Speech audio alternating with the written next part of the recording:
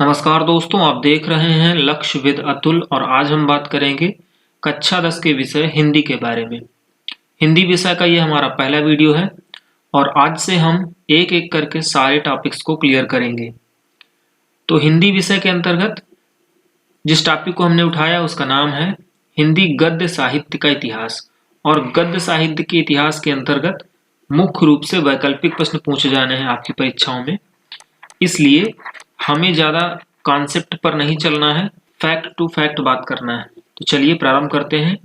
हिंदी गद्य साहित्य के इतिहास को मुख्य रूप से निम्न युगों में बांटा गया है। इन युगों में आपके सिलेबस में सिर्फ 2 युग दिए गए हैं, जिनमें से शुक्ल युग और शुक्लोत्तर युग पर हम चर्चा करेंगे, जिनका टाइम पीरियड आप देख सकते हैं 1919 से लेकर के 1938 तक शुक्ल युग चलता है और शुक्लोत्तर युग चलता है 1938 से लेकर 1947 तक। इससे पहले भी जो युग हैं इनको आप आगे चलकर के कभी पढ़ेंगे, लेकिन आपके सिलेबस में हाई स्कूल में सिर्फ इतना ही है। तो चलिए शुक्ल और शुक्लोत्तर युग की बात कर लेते हैं। सबसे पहले शुक्ल युग। शुक्ल युग का नाम इसलिए शुक्ल युग पड़ा है क्योंकि इस युग को लाने में बहुत ही महत्वपूर्ण भूमिका थी रामचंद्र शुक्ल की। तस्वीरें आप देख सकते हैं रामचंद्र शुक्ल की। इस युग को शुक्ल युग या छायावादी युग इसलिए कहा जाता है क्योंकि इसके पहले जो आने वाला युग था वो द्विवेदी युग था और उसके पश्चात साहित्य में कलात्मकता एवं भावुकता को व्यक्त करने की क्षमता इस काल में आ जाती है। इस काल में मुख्य रूप से साहित्य में कलात्मकता दिखाई जाती है, बहुत ही ज्यादा कलाकारी की जाती है साहित्य लेखन में और भाव को बहुत ज्यादा प्रधानता दी जाती है। इन्हीं कारणों से इस युग को छायावादी युग के नाम से जाना जाता है। और यहाँ पर आप देख सकते हैं विचारों, आदर्शों एवं आध्यात्मिक रहस्यवाद को प्रतीकों के द्वारा छाया अभिव्यक्ति देने के कारण इस युग को छायावादी युग के नाम से जाना जाता है। बहुत सारे विचारों, आदर्शों को यहाँ पर एक महत्वपूर्ण बात है आध्यात्मिक रहस्यवाद। आध्यात्म से जोड़ दिया गया था, अपने मन में जो भी उनके विचार आते थे उनको आध्यात्म से जोड़ करके लिखते थे। इस तरह से इस युग को छायावादी युग भी कहा जाता है। इस काल में अब चर्चा कर लेते हैं किस टाइप से क्वेश्चन बनते हैं। तो क्वेश्चन 2 प्रकार के बनते हैं। आपके एग्जाम में आपको पता है कि वैकल्पिक प्रश्न पूछे जाने हैं, तो 4 ऑप्शन दे करके आपसे प्रश्न पूछा जाएगा। 4 ऑप्शन दे करके 4 लेखकों के नाम दिए जाएंगे, उनमें से पूछ लिया जाएगा बताइए निम्न में से कौन सा लेखक शुक्ल युग से संबंधित है या नहीं संबंधित है। तो 3 आपको दिए जाएंगे जो शुक्ल युग से संबंधित लेखक होंगे।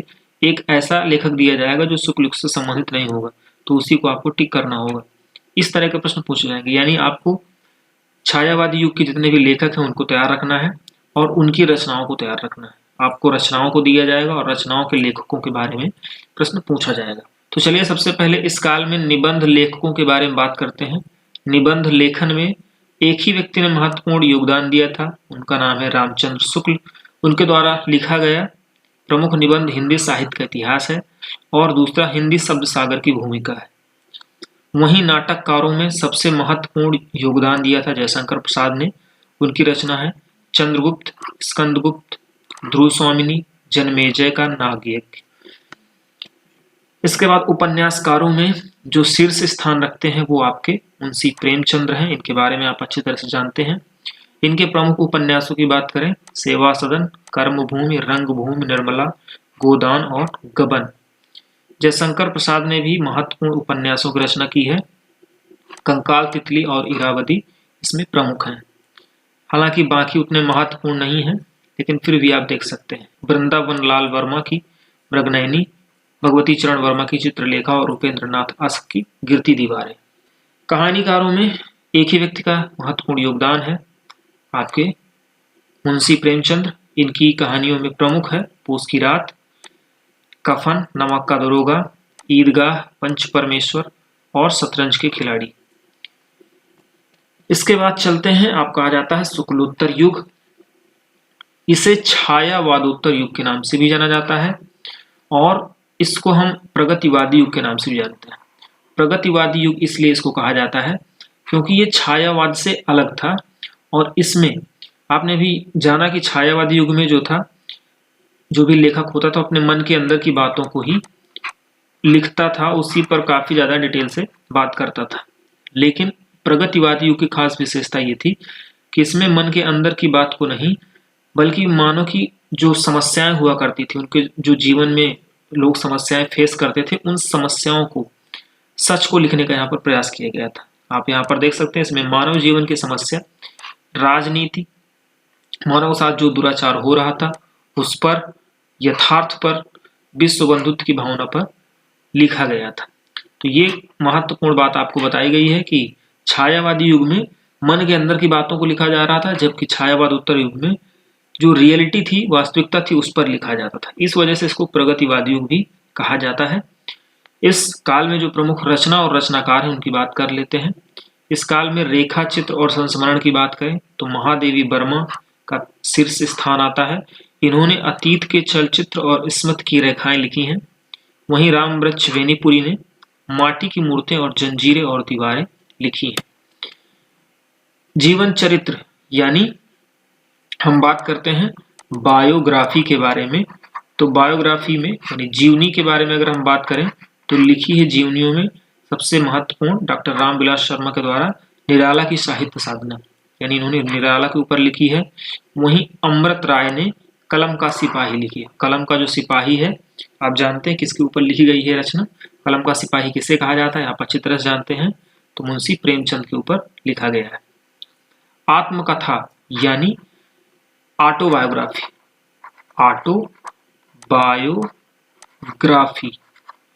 जिन्होंने अपने जीवन के बारे में स्वयं से लिखा है। ऑटोबायोग्राफी वो होती है जब हम अपने जीवन के बारे में स्वयं से लिखते हैं, जबकि जीवन चरित्र वो होता है जब हमारे जीवन के बारे में कोई दूसरा लिखता है। तो ऑटोबायोग्राफी में आपकी है राजेंद्र प्रसाद। डॉक्टर राजेंद्र प्रसाद को आप अच्छी तरह से जानते हैं, ये हमारे देश के पहले राष्ट्रपति थे। इनकी रचना है मेरी आत्मकथा। पांडे वेचन शर्मा उग्र की है अपनी खबर, काफी महत्वपूर्ण है। वहीं हरिवंश राय बच्चन की क्या भूलूं क्या याद करूं और नीड का निर्माण फिर, ये दो इनकी आत्मकथाएं हैं, बहुत ही इंपॉर्टेंट। इस काल में आगे चलते हैं, उपन्यासकारों की बात करते हैं। तो यशपाल का झूठा सच, नागार्जुन का नई पौध तथा रतिनाथ की चाची। वहीं धर्मवीर भारती की सूरज का सातवां घोड़ा बहुत ही इंपॉर्टेंट है, और गुनाहों का देवता। अज्ञेय तस्वीर आप यहाँ पर देख सकते हैं। अज्ञेय की एक रचना है शेखर एक जीवनी, उतना ज्यादा महत्वपूर्ण नहीं है, भगवती चरण वर्मा की चित्रलेखा। ये सारी रचनाएं आपको रटी होनी चाहिए। नाटक में बात करते हैं तो मोहन राकेश का लहरों के राजहंस और आषाढ़ का एक दिन। इस तरह से हिंदी गद्य साहित्य के इतिहास को हमने यहाँ पर कंप्लीट कर लिया है, और अपने अगले वीडियो में हम हिंदी पद्य साहित्य के इतिहास को कवर करेंगे। हालांकि ये सेक्शन काफी बड़ा है, इसलिए इसको कंप्लीट करने में हमें 2 वीडियो लग जाएंगे। अगर हमारे वीडियो आपको पसंद आ रहे हैं, अपने दोस्तों को ज़्यादा से ज़्यादा शेयर करिए, अपने दोस्तों से, अपने सहपाठियों से हमारे चैनल को सब्सक्राइब करवाइए। मिलते हैं अगले वीडियो में, तब तक के लिए नमस्कार।